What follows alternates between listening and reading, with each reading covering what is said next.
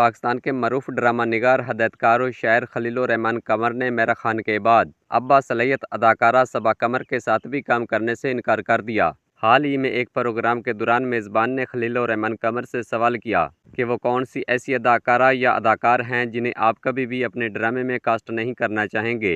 इस सवाल के जवाब में खलीलुर-रहमान कमर ने कहा कि मैं सबा कमर को अपने किसी भी प्रोजेक्ट में कास्ट नहीं करूँगा, क्योंकि वो जिस तरह के बेहुदा लिबास पहनती हैं वो मेरे म्यार के बिल्कुल ख़िलाफ़ हैं। खलीलुर-रहमान कमर ने कहा कि इसमें कोई शक नहीं कि सबा कमर एक बेहतरीन अदाकारा हैं और उन्होंने माजी में मेरे एक ड्रामे में काम भी किया। उस ड्रामे में उन्होंने शानदार अदाकारी की थी, जिसे मुद्दों की जानिब से खूब सराहा गया, लेकिन अब वो जिस तरह के लिबास पहनती हैं वो हमारी सकाफ़त और असूलों के ख़िलाफ़ है। ड्रामा निगार ने कहा कि मैं जानता हूँ कि ऐसी मलबूसात पहनना सबा कमर की ज़ाती पसंद है और मुझे उनकी पसंद से कोई मसला भी नहीं होना चाहिए, लेकिन मुझे अपने काम के लिए किसी का इंतखाब करने का पूरा हक हासिल है। उन्होंने मज़ीद कहा कि मैं जिन अदाकारों के साथ बार बार काम करना चाहूँगा उन अदाकारों की टॉप लिस्ट में हुमायूं सईद और अदनान सिद्दीकी शामिल हैं।